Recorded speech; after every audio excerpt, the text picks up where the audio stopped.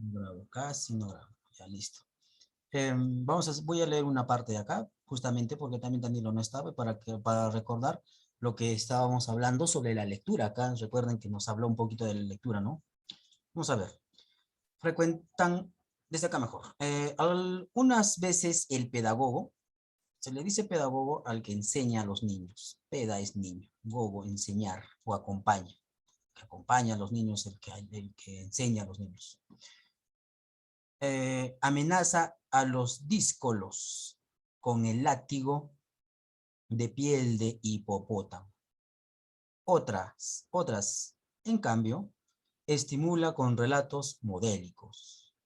Cuando yo era pequeño como tú, escolar como tú, tenía que estar con las manos atadas durante 3 meses. Eso me disciplinó los miembros. Cuando me quitaron las ligaduras, lo hice todo mucho mejor que antes. Llegué a ser el primero de mis compañeros, el mejor en la lectura y en la escritura. ¿Qué meta se proponía las escuelas? Sencillamente, educar al alumno para hacer de él un escriba, o sea, un funcionario. Por otra parte, la situación estable y segura del escriba era el ideal de los egipcios cultos. Los escribas era un estatus, como cualquier profesión. En esos entonces no habían profesiones, pues, ¿no?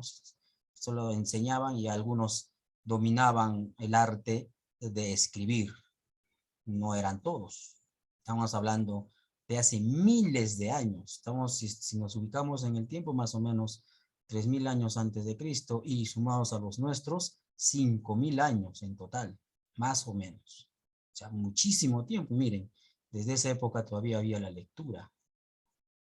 Y también, bueno, esto ya se perdió esa costumbre, pues, ¿no? De látigo y toda esa situación. Antes habían el látigo, pues los profesores lo daban a los alumnos. En este caso, por ejemplo, cuando dice le ataban las manos durante 3 meses, no es que le ataban realmente, pues, ¿no?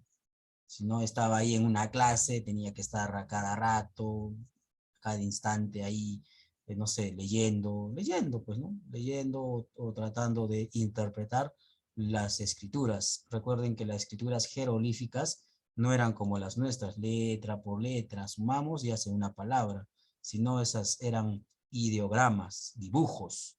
Cada dibujo daba una idea, por eso se llama ideogramas, pero también era muy complejo, pues, ¿no? El nuestro es un poco más sencillo y mejor todavía. Muy bien. Entonces, por eso es muy importante la lectura,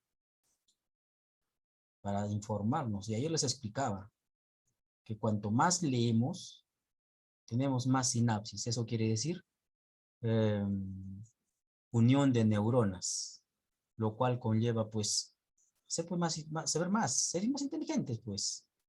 ¿Por qué creen que la diferencia entre ustedes con uno de secundaria? Porque ellos les enseñan los mismos temas, solo que ya un poco más complejos, más información. Por ejemplo, en el libro que estamos leyendo, hay más información. Algunos ya saben, por ejemplo, Fabricio nos comentaba sobre Tutankamón, pero ahora ustedes también saben quién fue Tutankamón, ¿no es cierto? ¿Recuerdan quién fue? Sí, profesor, el rey de Egipto. ¿Ya? ¿Qué más? Un faraón que murió. Un faraón que murió a los 18 años. Muy bien, ya es joven, ¿no es cierto? Muy niño. Fue desde niño, fue faraón. Muy bien, muy bien. ¿Ya ven? Ya tienen esa información. Perfecto, entonces. Empieza. A ver, ¿quién era primero? Yo, Fabricio. profesor. Listo. Una aspiración, la de ser escriba. Desde la más remota antigüedad sentían verdadera veneración por el saber, no por puro saber, sino por el escriba. Hombre instruido, ejercía autoridad sobre las demás clases sociales y tenía la anhelada posibilidad de ocupar una función del Estado, mientras que los demás tenían que trabajar con el sudor de su frente. El pobre hombre ignorante, cuyo nombre nadie conoce, es como el asno abrumado por la carga y guiado por el escriba. Dice un proverbio del antiguo Egipto. El sabio instruido está repleto gracias a su saber. Qué feliz es su vida, comparada con la del campesino. Mirad y ved lo que sucede al que tiene que vivir en la tierra. El gorgojo destruye la mitad de la cosecha y el hipopótamo la otra mitad. Los campos están llenos de ratones. Las langostas invaden la tierra. Los gorriones comen los granos. Pobre campesino. Y luego llega el escriba para cobrar el impuesto. Sus acompañantes van provistos de palos, dadnos al grano, el grano. Dicen, y si no hay grano, apalean al campesino y lo meten en prisión. Su mujer y sus hijos también son encarcelados en su presencia. Muy bien, un momentito, voy a explicar esa partecita, ¿no? En este caso, debemos tener presentes que en esos tiempos, estamos hablando de Egipto antiguo, habían dos clases sociales más reconocidas, la nobleza, los reyes, el faraón y los nobles, y también los esclavos. Entre ellos estaba, por ejemplo, los campesinos. Ahora nosotros no vivimos así, pues no hay esclavos, pero en ese entonces lo podían de alguna u otra forma menospreciar, pero nosotros no vivimos de esa forma, porque si no habrían campesinos, los que trabajasen en el campo, tampoco podríamos tener alimentos, porque no todos estudian, no todos trabajan, ¿no es cierto? Perdón, no todos son campesinos, ¿no es cierto? Muy bien, sigue. Ok, profesor. Un manual escolar hace igualmente una descripción espantosa de la vida del soldado y la compara con la del escriba. El militar recibe palizas desde su juventud. Se le arroja al suelo y se le golpea como a las hojas del papiro. Y luego las campañas del desierto y las de las montañas tiene que llevar el pan y el agua sobre su espalda, como si fuera un buzo. Solo bebe agua hedionda. De mal olor, así. Y frente al enemigo es como un pájaro en el lazo. Cuando vuelve a casa, se parece al árbol roído por el carcoma. Es un enfermo y tiene que guardar cama. Le han robado sus vestidos y han huido sus servidores. Para alcanzar la envidiable situación del escriba, el muchacho tiene que conseguir primero la estimación de sus superiores. Es el leitmotiv de casi todas las doctrinas de sabiduría enseñadas en la escuela. Pero en los manuales también hay otros textos de mayor elevación moral y que sobrepasan con mucho esta sabiduría escolar.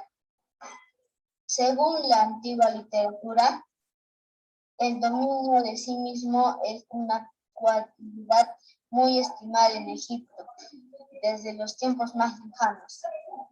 El acto y la delicadeza, aun con los ingratos, eran considerados como un deber.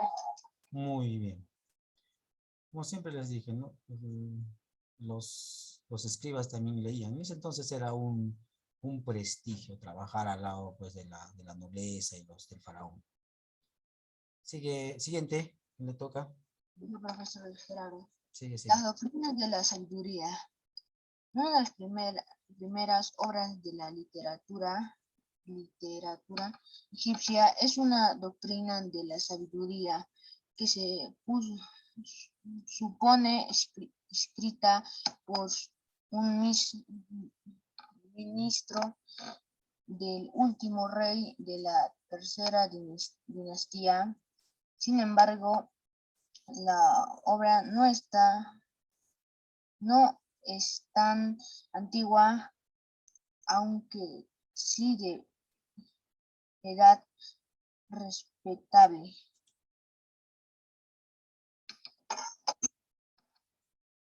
Este sabio estima sobre todo la sabiduría práctica. Perdón, práctica, está bien. Sí, sí. Hay que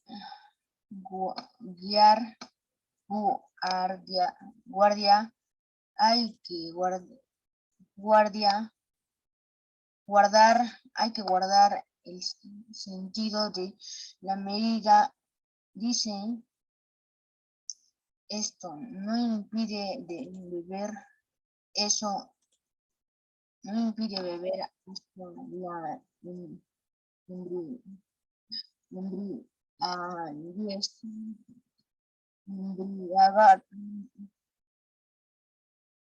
embriagar- embriaguez y sentarse con el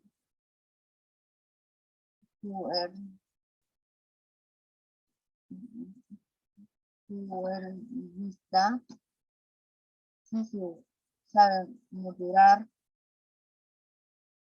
pues no debemos chocar con las gentes que no comparten nuestras ideas.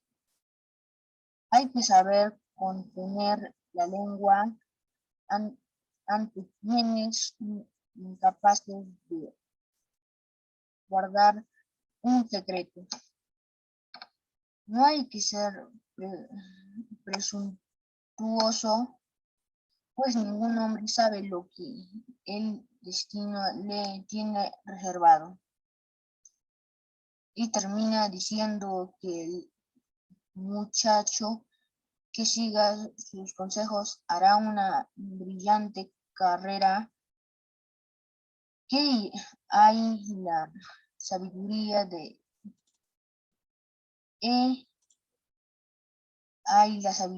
de este tiempo, porque no llega más allá de las contingencias prácticas y la manera de conseguir amigos. Dinastía. Veamos ahora lo que escribe otro sabio del Imperio Antiguo, ministro de la quinta dinastía, que se llama Taoten. Cuando seas invitado a comer a casa de un hombre que es tu superior, toma lo que te ofrece,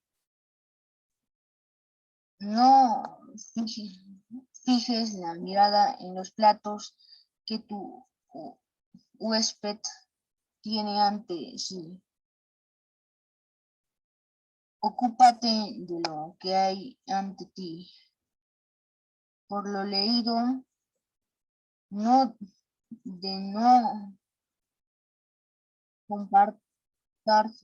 comportarse así, el anfitrión podía ofenderse. No,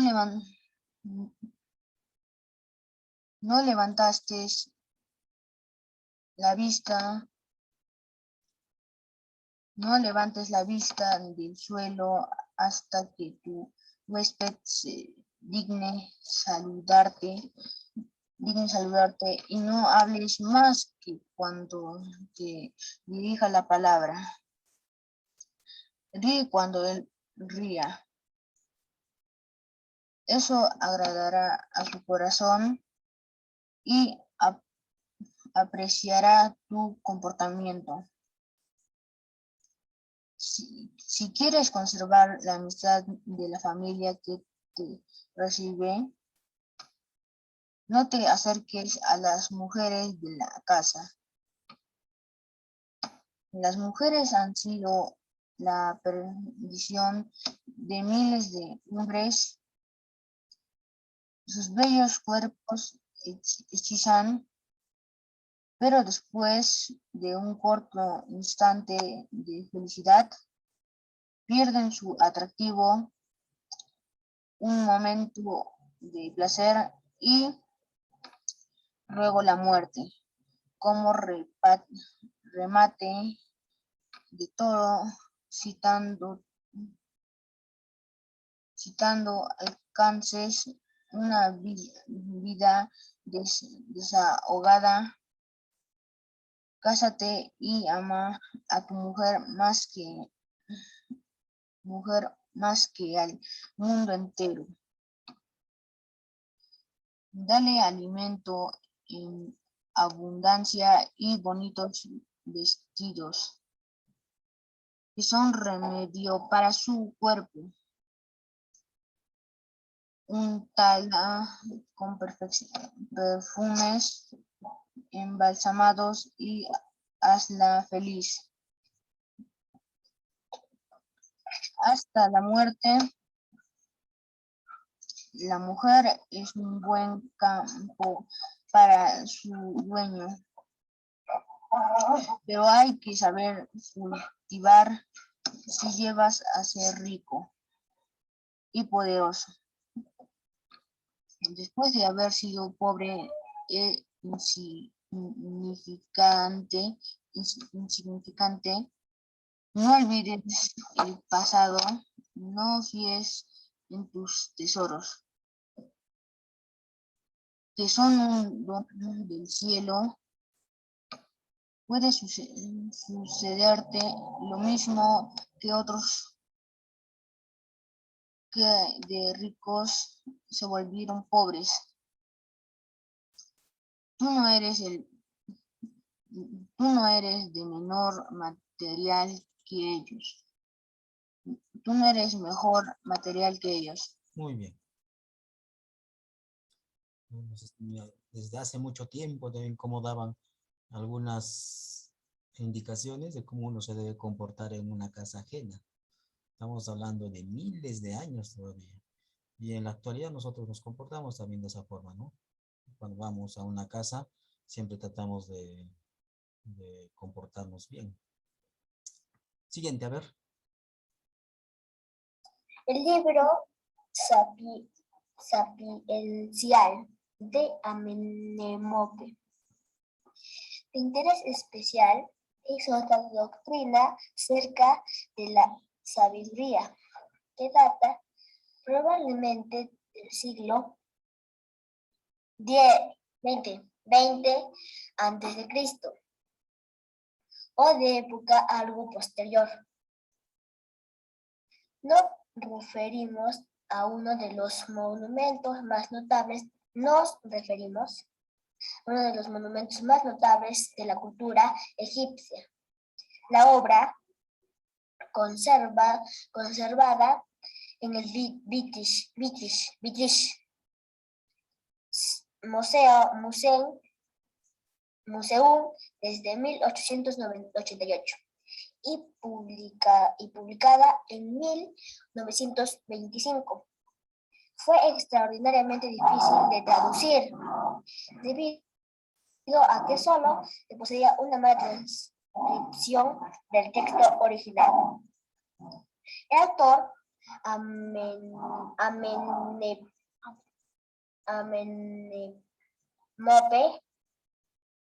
era un funcionario de posición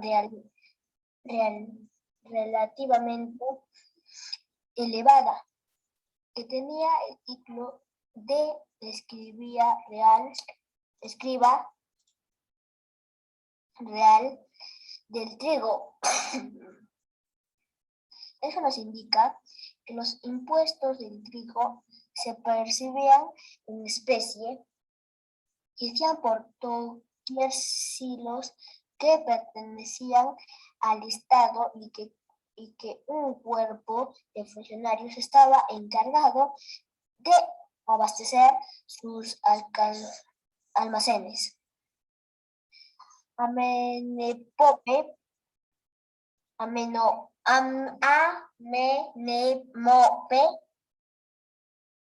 escribió el libro para su hijo, el Benjamín de todos. Le da normas muy útiles para sus futuras relaciones sociales y lecciones de moral para que el niño pueda escapar del mal y vivir feliz. En esta tierra le recomienda sobre todo modestia y delicadeza. Tiende la mano al hombre que te pida y si queda desamparado de la mano del Dios, aliméntale con tu pan. Agradarás al Dios si reflexionas antes de hablar con un hombre, a un hombre encolerizado. Mantente, pues, en calma ante tus adversarios, inclínate ante el que te ofenda. Deja transcurrir una noche antes de hablarle. Lo contrario es parecido a la borrasca y arde como el fuego en la paja. Sí. Profesor, ¿puedo ir al baño? Ya, sí, entonces... Profesor, sigo yo entonces. Sí. No te vengues. ¿Qué dice ahí? Vengues. ¿Acaso la U tiene diéresis? Vengues, del que te odia. Ten en cuenta los designios de Dios. Arrójate en los brazos de Dios y abatirás al enemigo con tu humildad y tu dulzura. No codices los bienes ajenos. Antes sé justo en todo lo que emprendas. Dios concede el sentido de justicia a los que ama. Pórtate bien cuando cobres los impuestos y no emplees medidas falsas al pesar el trigo. Así podrás dormir en paz y sentirte feliz al día siguiente. Tampoco te dejes engañar por el campesino ni manejar a capricho la lista de impuestos cuando quiera trapear su contribución. No traspases el límite cuando miras un campo, ni toques el linde de un campo que pertenezca a una viuda. El culpable de tal acto se hace acreedor al título de opresor de los débiles. Su granero debe ser destruido, sus bienes arrebatados a sus hijos y ¿Por qué te pasas la coma? Su granero debe ser destruido. Las comas también son para que se pueda respirar. ¿Ya? Sigue. Su granero debe ser destruido.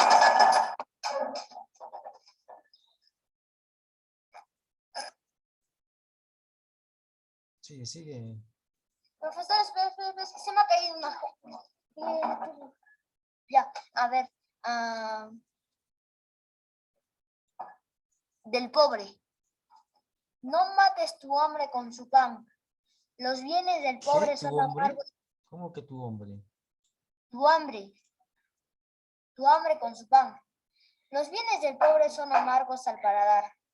Un selemín de grano que el Dios te dé vale más que jamás.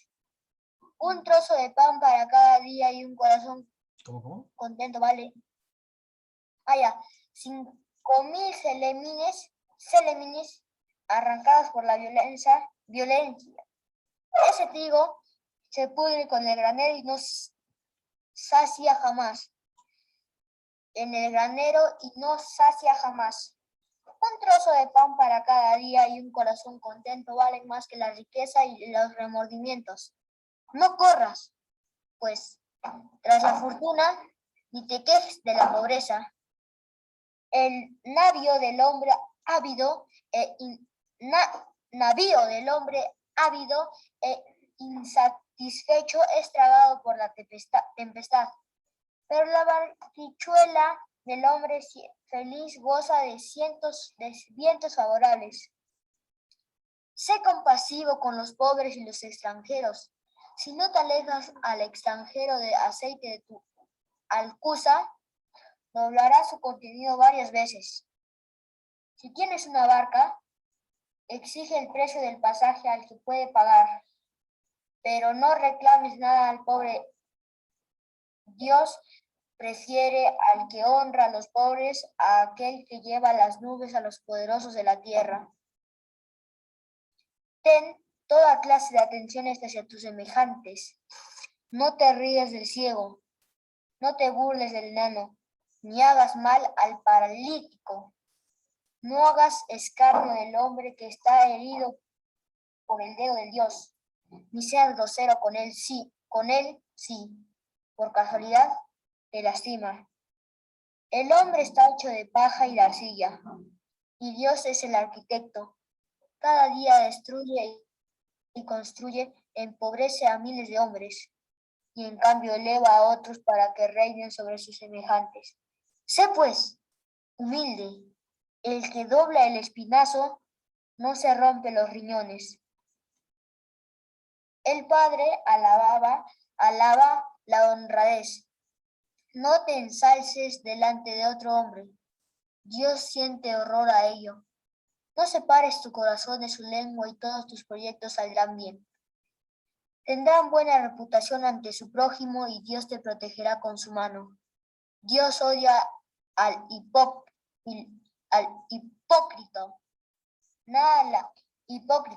Nada le desagrada tanto como el hombre de dos caras.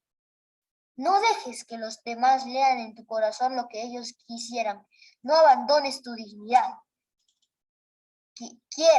No abandones tu dignidad. No seas amigo del charlatán. El hombre que guarda un secreto en el corazón es más grande que quien lo cuenta por doquier y crea el malestar. El antiguo sabio tiene una concepción muy egipcia acerca de las relaciones entre superior y subordinado. Deja a tu superior que te golpee y guarda tu mano en tus rodillas. Déjale insultarte sin responder una sola palabra. Cuando al día siguiente aparezcas ante él, te dará pan con su mano generosa.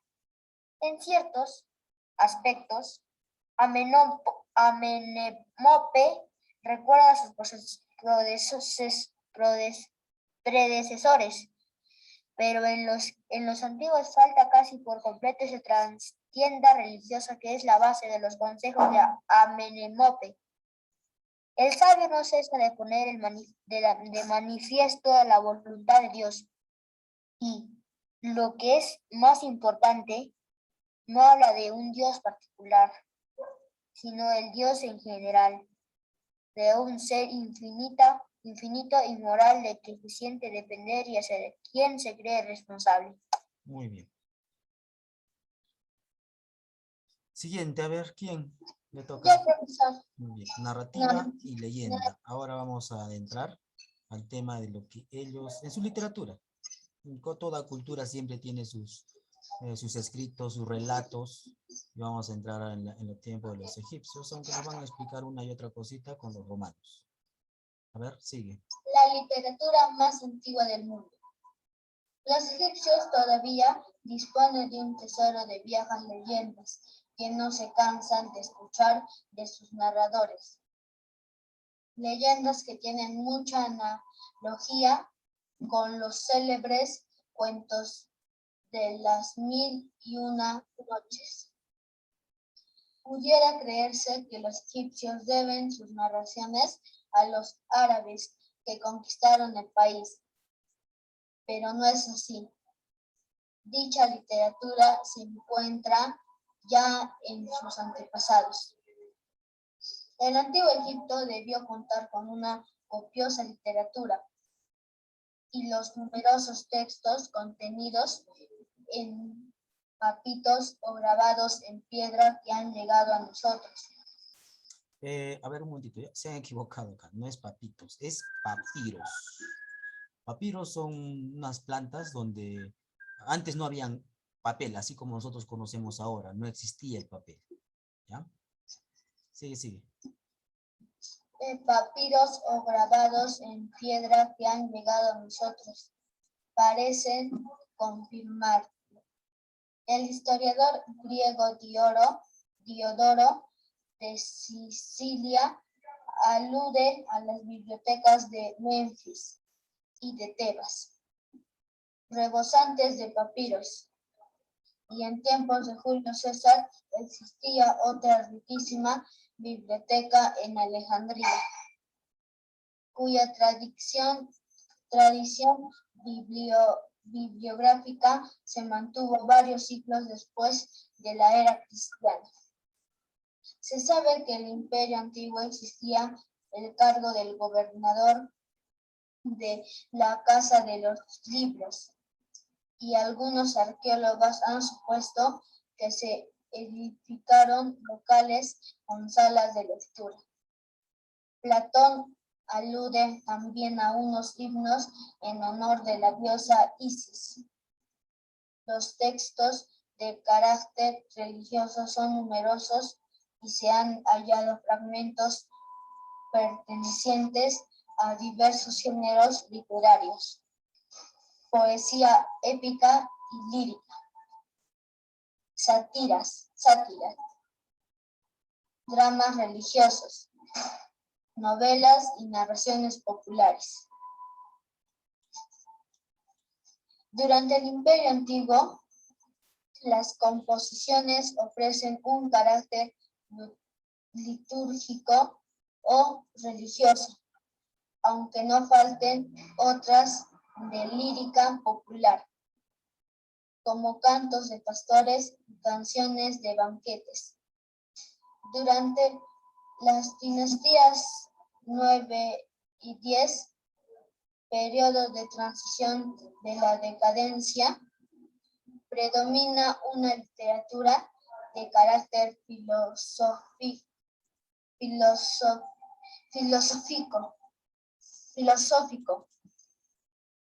Meditaciones de un sacerdote de Heliópolis y pesimista.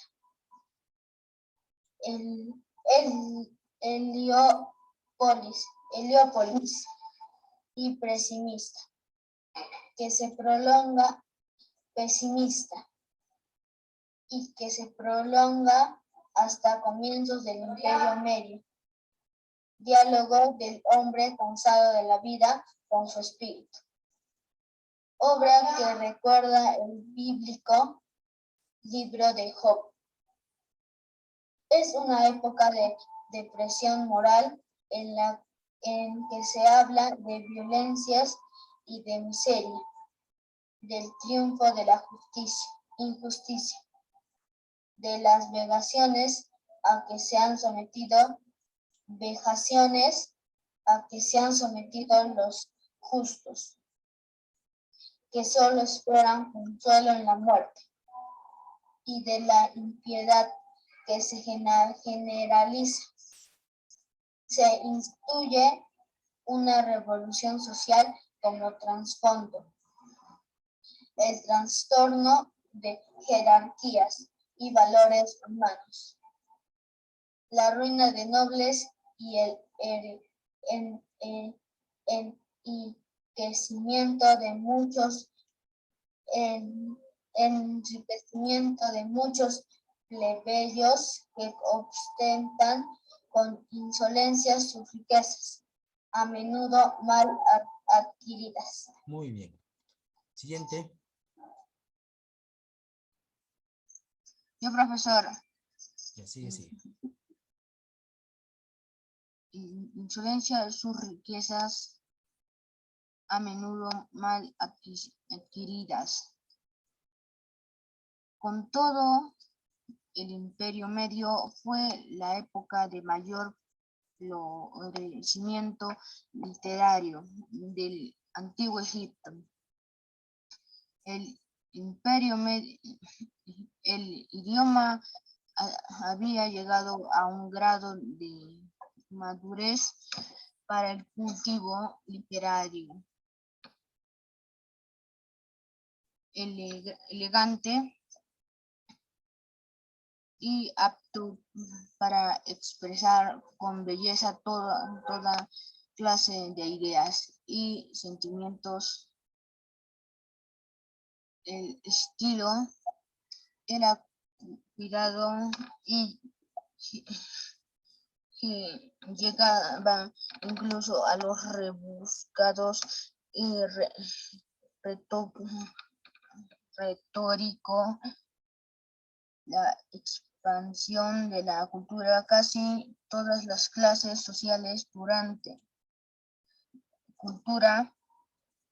casi todas las clases sociales durante el periodo de florecimiento de la monarquía tebana dejó profunda huella en el país. Destaca, entre otras obras narrativas, la relación de las aventuras de Sinué, príncipe egipcio que príncipe egipcio que huyó de la corte por haberse enemistado con el rey y que se refugió entre los semitas de Siria.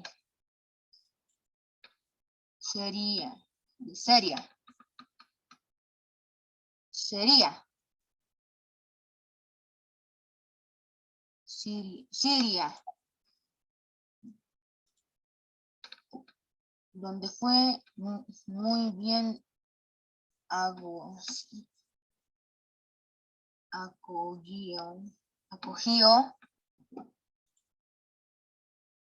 acogido hasta que sintió la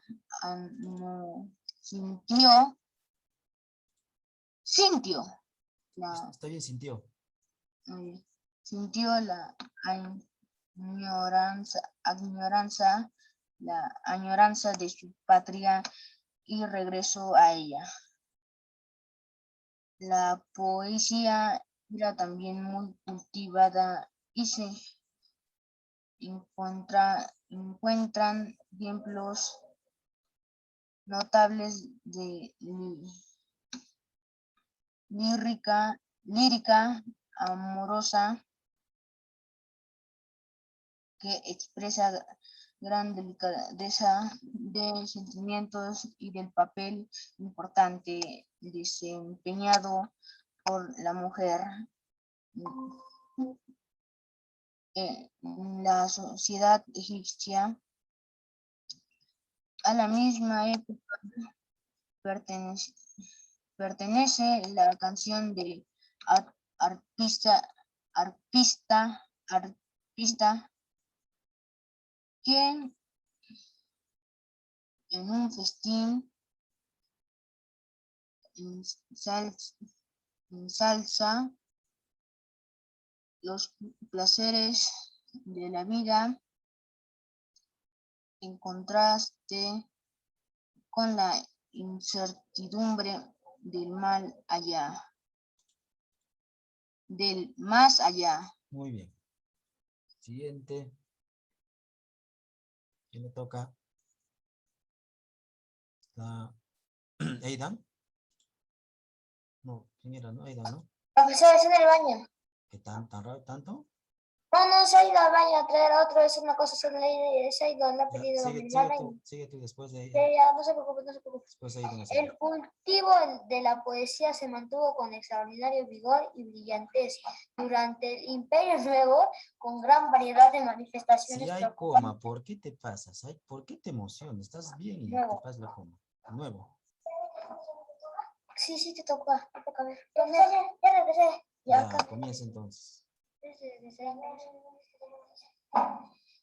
El cultivo de la poesía se mantuvo con extraordinario vigor y brillantez durante el Imperio Nuevo, con gran variedad de manifestaciones, preocupándose de la corrección y de la belleza del estilo. A partir del reinado de Ennatón, y probablemente como consecuencia del movimiento ideológico que repercute en la religión, en el arte y en todos los órdenes de la vida. La inspiración se movió con amplitud. Que lea él solo, no le digas nada.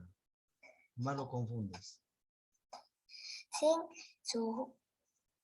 sujetarse a reglas fijas y con pleno domicilio del lenguaje y de los recursos literarios, produciendo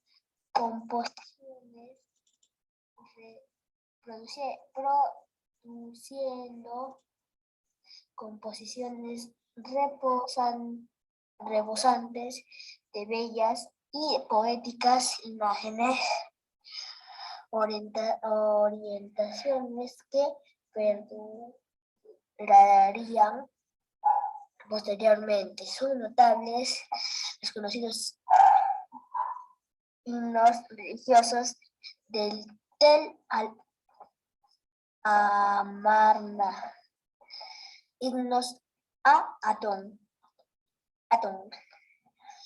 debidos muchos de ellos al propio faraón Ennatón, con acentos conmovedores e inspirados.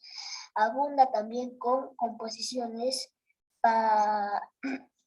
las composiciones panegíricas dedicadas a los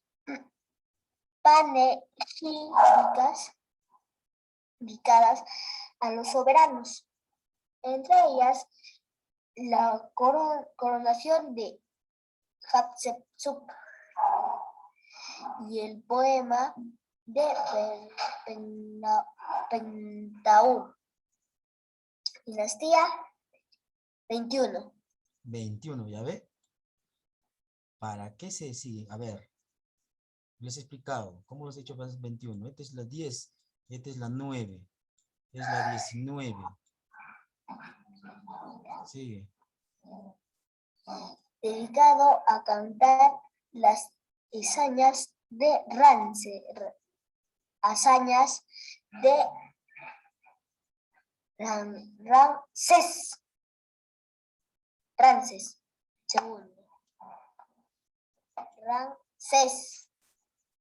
segundo en la batalla de Kadesh, 1288 a.C.,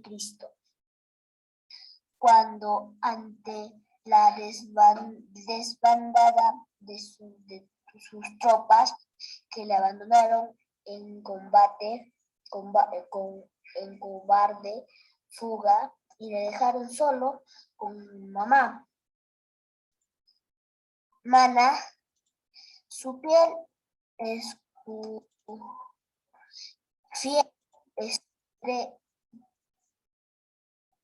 su fiel escudero voz oficiales. El faraón impetró el favor de Dios Amón y obtuvo por mediación divina una gran victoria sobre sus enemigos, los hititas. Muy bien. Siguiente. Ya, profesor. La narrativa egipcia es interesantísima y refleja el eco de antiguas leyendas. Cabe citar aquí las de El náufrago y la serpiente, la historia del príncipe predestinado y los 7 años de hambre, que, entre otras muchas, podrían constituir una de las más curiosas antologías de la historia literaria. Muy bien. El náufrago y la serpiente. Este cuento, una de las más antiguas leyendas egipcias, tuvo en otro tiempo tanto éxito entre la juventud como en tiempos posteriores en la historia de Simbad el marino. El propio héroe cuenta cómo partió en un gran navío hacia el país donde se hallaban las minas de cobre del faraón. La tripulación, dice, se componía de 120 marineros egipcios, escogidos entre los mejores. Escogido entre los mejores. Ni el león tenía un corazón tan valiente como el de estos marinos, pero se levantó una furiosa tempestad, zozobró el navío y como el de estos marinos, zozobró el navío y solo quedó superviviente nuestro narrador. Pudo agarrarse a una tabla y después de pasar 3 días a la deriva fue arrojado a una isla donde había gran cantidad de frutas exquisitas con las que el náufrago pudo apaciguar su hambre. Pero de pronto cuenta hoy un sordo brámido como el de una ola gigante. Oí un sordo brámido como el de un bramido como el de una ola gigante. Los árboles se inclinaron hasta el suelo. La tierra empezó a temblar y yo tuve tanto miedo que me cubrí la cabeza con las manos. Cuando eché una mirada en torno mío, vi una serpiente enorme que venía hacia mí. Su cuerpo brillaba como oro puesto al sol. La serpiente asió al náufrago con la boca y lo llevó a su cueva sin hacerle ningún daño. Le habló amistosamente y dijo que debía permanecer 4 meses en la isla, pues tal era el designio de los dioses. Si se resignaba paciente a su destino, durante estos 4 meses vendría un navío de Egipto y volvería junto a su mujer y sus hijos. ¿Un navío? ¿Cómo un navío? Navío de Egipto y volvería junto a su mujer y sus hijos. Ante estas palabras, el marino se puso tan contento que prometió a la serpiente pedir al faraón que mandara a la isla un navío cargado con todos los tesoros de Egipto. Fue el rey del Punt. Todos los odoríferos. ¿Esto no es? ¿Te has pasado? La serpiente se echó a reír y le contestó: no pueden darme nada de lo que deseo, pues soy el rey del Punt. Todos los odoríferos tesoros de este país son míos. Además, esta isla será tragada por el mar tan pronto lo hayas abandonado. Transcurridos los 4 meses, como se le había anunciado, llegó a la isla un navío de Egipto. La amable serpiente se despidió del marino, le deseó un buen viaje y le ofreció un cargamento de mirra,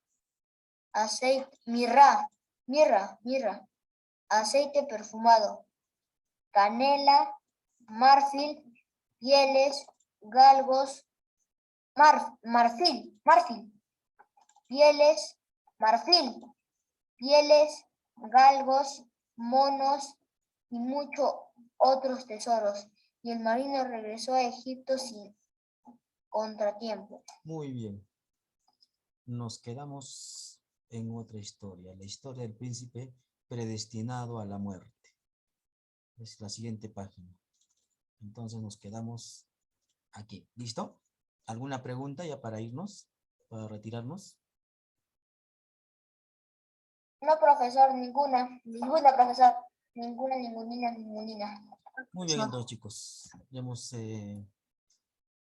terminado la semana tranquilamente porque este era el del día miércoles. Entonces, chao, chao. Hasta el día lunes. Nos vemos. Cuídense. Chao, profesor. Antes que me olvide. Chicos. Chao, chao, chao. Cuídense.